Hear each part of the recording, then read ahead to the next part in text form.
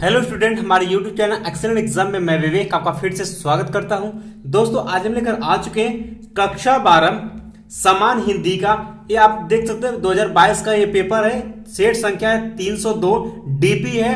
और दोस्तों इसका सभी क्वेश्चन महत्वपूर्ण है। इसी पेपर से आपके बोर्ड एग्जाम 2023 में, ठीक है, 2023 में कम से कम 40 से लेकर के 50 अंक के क्वेश्चन आसानी से आपको यहीं से मिल जाने हैं हिंदी में। तो दोस्तों पूरा सेट हम आज आपको एकदम सोल्यूशन के साथ बताने वाले हैं। यानी दोस्तों आपका 100 में 100 मार्क्स आप यहां से भी ला सकते हैं। कम से कम आप 40 से 50 अंक जो है इसी पेपर से आपको सेम क्वेश्चन आपके सेट में 2023 एग्जाम में जरूर मिलेगा देखने के लिए, ठीक है।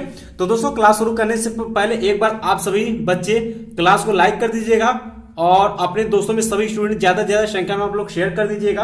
और जो हमारे प्यारे नए स्टूडेंट चैनल पर पहली बार आए, चैनल को आप सभी सब्सक्राइब करके घंटी को दबा करके ऑल पर क्लिक कर दीजिएगा ताकि आने वाले समय का इंपॉर्टेंट नोटिफिकेशन आपको मिलती रहे। साथ में दोस्तों आपको बताते चले कि जो बच्चे व्हाट्सएप और टेलीग्राम ग्रुप से नहीं जुड़े हैं तो फटाफट जाकर डिस्क्रिप्शन बॉक्स में टेलीग्राम ग्रुप का लिंक दिया गया और व्हाट्सएप का। आप सभी जो बच्चे बायोलॉजी से है तो व्हाट्सएप ग्रुप में बायोलॉजी वाले ग्रुप में जुड़ेंगे और मैथ वाले बच्चे मैथ वाले ग्रुप में जुड़ेंगे। बाकी सभी बच्चे टेलीग्राम चैनल से आप सभी जरूर जुड़िएगा क्योंकि दोस्तों बहुत ही जल्द हम एक नया बैच लेकर के आ रहे हैं। जैसा कि बहुत सारे बच्चों को पता हो गया होगा कि न्यू बैच एक लेकर के आ रहे हैं जिसमें कि शुरू से हम इंपॉर्टेंट क्वेश्चन लेकर के आएंगे। और ये वह क्वेश्चन होगा, ठीक है, ये वह क्वेश्चन होगा जो कि आपको एग्जाम 2023 में जरूर से दिखेगा, ठीक है। तो चलिए अब शुरू करते हैं, अपने पेपर की तरफ बढ़ते हैं और पेपर को आपको सॉल्व करते हुए आगे बढ़ते हैं और आपको पैटर्न भी पता चल जाएगा कि 2023 के पेपर में हमें कैसे पेपर मिलने वाले हैं। क्लियर बात। चलिए शुरू करते हैं। आप देख सकते हैं सामान्य हिंदी 2022 सेट संख्या आप 302 डीपी देख सकते हैं। सब पूरा पैटर्न पेपर का सेम मिलेगा। समय आपको 3 घंटा 15 मिनट का मिलेगा। पूर्णांक आपका 100 अंक का रहने वाला है। 15 मिनट आपको प्रश्न पत्र पढ़ने के लिए दिया जाएगा। और सेकंड पॉइंट कहता है निर्देश में कि इस प्रश्न पत्र में 2 खंड है, दोनों खंड के सभी प्रश्नों के उत्तर देना आपको अनिवार्य रहेगा। शुरू करते हैं खंड का जो कि आपके बुक से शुरू होता है, ठीक है।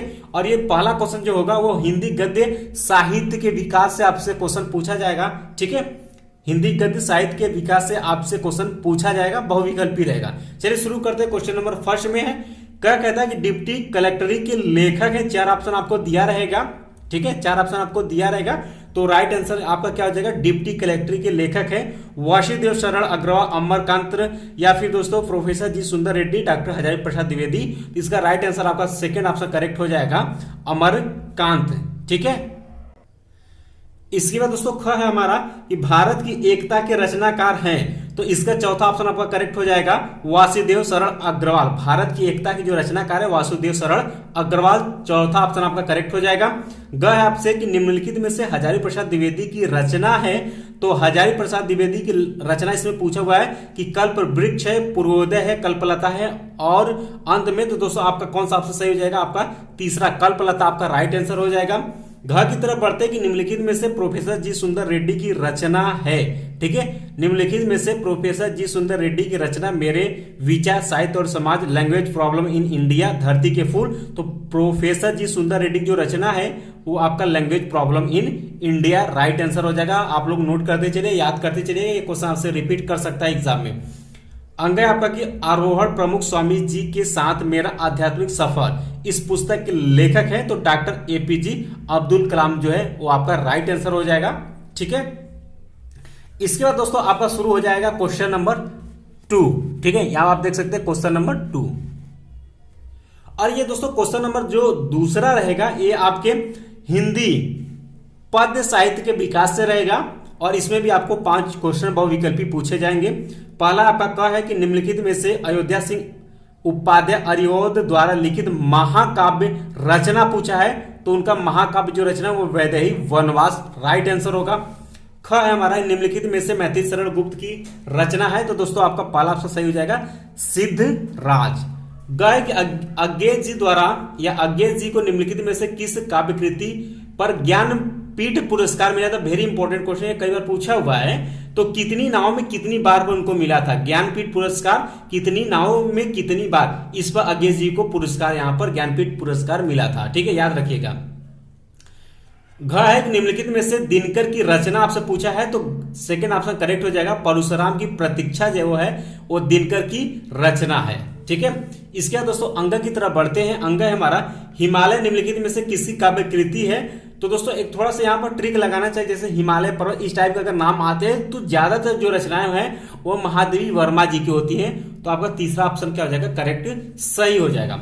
इस तरीके से दोस्तों आपको क्वेश्चन नंबर फर्स्ट और क्वेश्चन नंबर सेकंड में आपको हिंदी गद्य और हिंदी पद्य साहित्य के विकास से 5-5 क्वेश्चन बहुविकल्पी से पूछे जाएंगे। इसके बाद जो है आपका क्वेश्चन नंबर तीसरा जो होगा वो आपका शुरू हो जाएगा भाई। क्वेश्चन नंबर जो तीसरा है ये आपके गद्यांश से शुरू हो जाएगा। ध्यान सुनिएगा कि दिए गए गद्यांश पर आधारित निम्नलिखित प्रश्नों के उत्तर आपको यहाँ पर देना है और ये आपको 10 अंक का रहेगा। जैसा कि हमने इसमें कुछ इंपॉर्टेंट दो चैप्टर का हमने गद्य में आपको गद्यांश बताया हुआ है। ठीक है, बाकी आप सभी बच्चे परेशान मत होइएगा, आने वाले समय फिर से एक बार हम लेकर के आएंगे इंपॉर्टेंट गद्यांश। ठीक है, और जो बताएंगे वो आपको गद्यांश पढ़ लेना, उसी से क्वेश्चन आपको 2023 एग्जाम में श्योर पूछा जाएगा। अब जैसे कि ये गद्यांश साहित्य, कला, नृत्य, गीत, आमोद प्रमोद अनेक रूपों में राष्ट्रीय जन अपने अपने मानसिक भाव को प्रकट करते हैं। तो ये हमने पिछली बार भी बच्चों को बताया था इंपॉर्टेंट में, और बच्चों ने करके आया था, हमने बताया था कि यही क्वेश्चन आपको रिपीट करेगा, तो सभी बच्चे बहुत ही खुश होकर के आए थे। ठीक है, बात कर लेते हैं दोस्तों, ये जो गद्यांश है ये आपके राष्ट्र के स्वरूप चैप्टर से लिया गया। आप लोग को नाम लिख लीजिएगा, ये जो गद्यांश ये राष्ट्र के स्वरूप चैप्टर से लिया गया है। इसके गद्यांश के जो रचनाकार है, ठीक है, उनका नाम है क्या, डॉक्टर वासुदेव सरल अग्रवाल। ये आप लोग लिख लीजिएगा। हमने आपको बताया था 5 क्वेश्चन पूछा जाएगा, प्रत्येक 2-2 अंक का रहेगा। ठीक है, यहां देखा रेखांकित अंश की आपको व्याख्या करनी, ऊपरी गद्यांश के पाठ का शीर्षक और लेखक का नाम। तो शीर्षक का नाम आप क्या लिखेंगे, यानी चैप्टर का नाम, तो राष्ट्र का स्वरूप, लेखक का नाम डॉक्टर वासुदेव सरल अग्रवाल। क्लियर बात। इसी तरीके दोस्तों इसमें क्वेश्चन नंबर तीसरे में 2 गद्यांश दिया रहेगा अथवा करके, या तो आप ये करिए या तो आपको ये करना है। ठीक है, कोई आप एक कर सकते हैं यहां पर। ठीक है, और ये दोस्तों आपका भाषा और आधुनिकता से लिया गया, जिसके रचनाकार है प्रोफेसर जी सुंदर रेड्डी। इसके बाद दोस्तों ये सभी क्वेश्चन इंपॉर्टेंट आप सभी को आने वाले समय में चैप्टर वाइज आपको पीडीएफ देने वाले हैं, तो आप लोग परेशान मत होइएगा। ठीक है, बाकी आप लोग देखते चलिएगा किस तरीके से इंपॉर्टेंट क्वेश्चन है और किस तरीके से हमसे पूछे जा सकते हैं एग्जाम में। इसके बाद क्वेश्चन नंबर 4 जो होगा वो दिए गए पद्यांश पर आधारित आपको प्रश्न उत्तर दिया जाएगा। ये भी आपका 10 अंक का रहेगा। 5 क्वेश्चन यहां से भी पूछा जाएगा। जैसे कि इस पद्यांश की बात कर लेते हैं कि कहते आते थे यही अभी नरदेही, माता न कुमाता, पुत्र कुपुत्र भले ही। ठीक है, ये जो पूरा पद्यांश लिया गया है ये आपका जो शीर्षक है, ठीक है, कविता का जो शीर्षक है कैकेयी के अनुताप से लिया गया है। लिख लीजिएगा आप लोग, ये जो है कैकेयी के अनुताप से लिया गया है, और इनके रचनाकार यानी इनके कवि जो हैं वो मैथिली शरण गुप्त हैं। याद रखिएगा। बाकी वही देख सकते हैं, रेखांकन अंश की व्याख्या करना है, उपयुक्त कविता का शीर्षक और कवि का आपको नाम लिखना पड़ेगा, जैसा कि हमने आपको बता दिया। बाकी 3 क्वेश्चन आपको इसी से प्रश्न का उत्तर आपको देना पड़ेगा। ठीक है, और क्वेश्चन नंबर 4 में भी आपको अथवा करके रहेगा, जैसे कि आप देख सकते हैं, यहां पर आप देख पाएंगे अथवा करके लिखा हुआ है। तो इसके बाद एक और यहां पर आपको दिया रहेगा। ठीक है, इसी तरीके से, तो यहां पर आप देख सकते हैं एक और इसी तरीके से पद्यांश दिया रहेगा, जो आपको आता है वो आपको करना पड़ेगा। इसके बाद दोस्तों शुरू करते हैं, क्वेश्चन नंबर 5 की तरफ बढ़ते हैं। क्वेश्चन नंबर 5 में आपको क्वेश्चन नंबर 5 के क्रम में निम्नलिखित में से किसी एक लेखक का साहित्यिक परिचय देते हुए उनकी प्रमुख कृतियों का उल्लेख आपको करना है, और अधिकतम शब्द सीमा 80 शब्दों में करना होगा। पूरा 5 अंक आपको यहां पर मिलेगा अगर अच्छे से लिखते हैं। जैसे मैं यहां पेपर में पूछा था, प्रोफेसर जी सुंदर रेड्डी, हजारी प्रसाद द्विवेदी, वासुदेव सरल अग्रवाल। तो हमने दोस्तों पिछले ही वीडियो में हमने लेखक का महत्वपूर्ण जीवन परिचय आपको बता दिया कि कौन कौन सा आपको याद कर लेने किस तरीके से। जो बच्चे नहीं देखें तो इन स्क्रीन पर आपको वीडियो मिल जाएगा, देख सकते हैं, या फिर एक्सीलेंट एग्जाम चैनल पर जाएंगे, आपको शुरू में ही वीडियोस मिल जाएंगे। ठीक है, तो वहां से आप देख सकते हैं कौन कौन से इंपॉर्टेंट है, यानी अगर 3 ये भी याद कर लेंगे तो भी आपका काम चल जाएगा। बाकी हम दोस्तों आने वाले समय में आपको बताएंगे कि किस तरीके से आपको जीवन परिचय लिखना है, जिससे कि आपको 5 में 5 अंक मिल जाए। क्वेश्चन नंबर 5 के क्रम में आपको यहाँ पे एक कवि का जीवन परिचय लिखना होगा, जिसका अधिकतम शब्द सीमा 80 रहेगा। सेम प्रोसेस रहेगा, यहाँ पे सिर्फ कवि का लिखना होगा। जिसमें कि पूछा गया था अयोध्या सिंह उपाध्याय, अरियोध का, सुमित्रा नंदन पंत का, रामधारी सिंह दिनकर का। इन पर भी हमने वीडियो ऑलरेडी बना चुका हूं कि कौन कौन से आपके कवि इंपॉर्टेंट जो कि आपके एग्जाम में पूछे जा सकते हैं। तो जो बच्चे नहीं देखे जाकर देखिएगा, और इस क्लास के लास्ट में स्क्रीन पर ही आपको दिख जाएगा, आप जाकर के देख सकते हैं, या चैनल पर जाएंगे तो भी आपको देख पाएंगे। हिंदी वाले प्लेलिस्ट में भी खोजेंगे तो भी मिल जाएगा। ठीक है, इसके बाद दोस्तों शुरू करते हैं क्वेश्चन नंबर 6 जो पूछा जाएगा आप सभी से। क्वेश्चन नंबर 6 में जो आपसे पूछा जाएगा वो पूछा जाएगा ध्रुव, ये तारा नहीं यात्रा होगा, ध्रुव यात्रा अथवा बहादुर कहानी का आपको सारांश लिखना, अधिकतम शब्द सीमा 80 शब्दों में लिखना होगा। इसके लिए 5 अंक निर्धारित है, अथवा करके दिया है कि पंचलेख अथवा बहादुर कहानी के उद्देश्य पर प्रकाश डालिए, और ये भी आपको 80 शब्द में ही लिखना पड़ेगा। लेकिन आप सभी क्या लिखेंगे, जो भी कहानी दिया रहेगा उसका आपको सारांश लिखना, क्योंकि हम कहानी बताएंगे तो कहानी सभी बच्चों को याद रहता है और कहानी आप जल्द से जल्द लिख सकते हैं। ठीक है, तो आप सभी कमेंट बॉक्स में कमेंट करिएगा। तो आने वाले समय में हम ध्रुव यात्रा का भी कहानी आपको सारांश बता देंगे, बहादुर का बता देंगे, जो जो आपके चैप्टर में है, पंचलाइट का भी हम आपको कहानी का सारांश बता देंगे। आप सुनेंगे, आपको पता हो जाएगा और आसानी से आप लिख करके 5 अंक यहां से पा सकते हैं, कोई दिक्कत नहीं है। ठीक है, क्वेश्चन नंबर 7 है कि स्वपठित खंडकाव्य के आधार पर किसी एक खंडकाव्य के एक प्रश्न का आपको उत्तर देना, जिसका अधिकतम शब्द सीमा 80 शब्द में, 5 अंक यहां पर भी निर्धारित किया गया है। लेकिन दोस्तों ये जो खंडकाव्य रहेगा ये हर जिले में अलग अलग चलता है। ठीक है, जैसे कि वाराणसी में है तो वाराणसी में जो है रश्मि रथी चलता है। ठीक है, वाराणसी में रश्मि रथी और कई जिलों में रश्मि रथी चलता है, लेकिन सब में नहीं चलता है। तो आने वाले समय में जब इसका इंपॉर्टेंट खंड का आप सभी को करवाएंगे, उसमें हम बता देंगे किन जिलों में कौन कौन से चलता है। अगर अभी जानना है तो आप सभी स्कूल जाते ही हैं तो अपने क्लास टीचर या हिंदी वाले टीचर से पूछेंगे तो वो बता देंगे कि आप में मुक्ति अंक चलेगा कि रश्मि रथी चलेगा कि आलोक वृत्त चलेगा। ठीक है, तो ये जो आपके जिले में चलेगा वहीं आपको लिखना होगा। पूछेगा क्या, ध्यान सुनेगा, जैसे कि यहाँ पर पूछेगा रश्मि रथी खंडकाव्य के आधार पर दुर्योधन का आपको चरित्र चित्र लिखने के लिए पूछेगा, या अथवा करके पूछेगा रश्मि रथी खंडकाव्य के तृतीय सर्ग की कथा वस्तु आपको लिखना है। यानी कि आपको कोई भी सर्ग पूछ सकता है, प्रथम द्वितीय तृतीय सर्ग आपको कथा वस्तु यानी सारांश आपसे पूछेगा लिखने के लिए, ऐसे सब में रहेगा। ठीक है, या तो चरित्र चित्रण पूछेगा या फिर किसी सर्ग का आपको सारांश से पूछेगा। तो सर्ग आप याद रखिएगा, सारांश आसानी से लिख सकते हैं, या फिर उनके बारे में चरित्र चित्र भी आप बना करके लिख सकते हैं। बाकी हम जब बताएंगे तो आपको समझा देंगे कैसे लिखना है। ठीक है, और यहां देख सकते हैं सत्य की जीत भी है, त्यागपथी है, श्रवण कुमार है। तो जो आपके जिले में चलता है उसी को आपको तैयार करना है, सबका सब नहीं करना है। ठीक है, इसके बाद दोस्तों क्वेश्चन नंबर जो 8 शुरू हो जाता है, ये आपके खंड ख शुरू हो जाते हैं, और खंड ख में क्वेश्चन नंबर 8 के क से ही आपके संस्कृत शुरू हो जाता है। ठीक है, संस्कृत दीर्घ दर्शिका क्वेश्चन पूछेगा कि दिए गए संस्कृत गद्यांशों में से किसी एक का संदर्भ सहित आपको हिंदी में अनुवाद करना है, और इसके लिए 7 अंक निर्धारित किया गया। 2 अंक संदर्भ पर रहेगा, 5 अंक आपको हिंदी में अनुवाद करने के लिए रहेगा। ठीक है, तो ये इंपॉर्टेंट, जैसे कि दोस्तों यहां पर अगर बात करें तो ये जो लिया गया है ये जो गद्यांश लिया गया है संस्कृत का, इस चैप्टर का जो नाम है आपके आत्मज्ञ एवं सर्वज्ञ से ये लिया गया है। ठीक है, ये आत्मज्ञ एवं सर्वज्ञ से लिया गया है। बाकी दोस्तों इसका इंपॉर्टेंट गद्यांश हम चैप्टर वाइज आपको सोल्यूशन सहित हिंदी में अर्थ बता देंगे। जो जो बताएंगे वही आपको तैयार करना, वही आपके एग्जाम में पूछा जाएगा। क्लियर बात, इसमें 2 दिया रहता है, अथवा करके एक और दिया है, यहां पर आप देख पाएंगे। अतीते प्रथम कल्पे जना एकम भी रूपम सौभाग्यम प्राप्तम। ठीक है, तो यहां पे ये वाला जो भी एक और यहां पर गद्यांश दिया हुआ है, तो ये जो दिया गया है ये आपके उलुक जातकम से दिया गया है, तो ये आप देख सकते हैं। ठीक है, बाकी इंपॉर्टेंट जब आएगा हम बता देंगे। इसके बाद 8 का ख है आपका कि दिए गए श्लोक में से किसी एक का संदर्भ सहित हिंदी में आपको अनुवाद करना है, और ये टोटल आपको मिलेगा 7 अंक में। ठीक है, जिसमें कि 2 अंक आपको मिलेगा हिंदी में, आपको ध्यान सुनिएगा, 2 अंक आपको मिलेगा संदर्भ लिखने के लिए, 5 अंक आपको मिलेगा आपको हिंदी में अनुवाद करने के लिए। जैसे यहां पर दिया गया एक आपको हम श्लोक बता देते हैं, विद्या विवादे धनम मदाय शक्ति परिशाम पीड़ितनाय खल यसम सदो विपरीत दानम रक्षाण। ठीक है, अथवा करके आपको ये दिया रहेगा। तो ये हमने पिछली बार भी बताया था, तो सभी बच्चों को ये बिल्कुल सेम पैटर्न सेम आपको मिला था। ठीक है, और इसमें भी हम आपको इंपॉर्टेंट करवा देंगे, तो आपको वहां पर भी आपको बिल्कुल आपको परेशान होने की बात नहीं।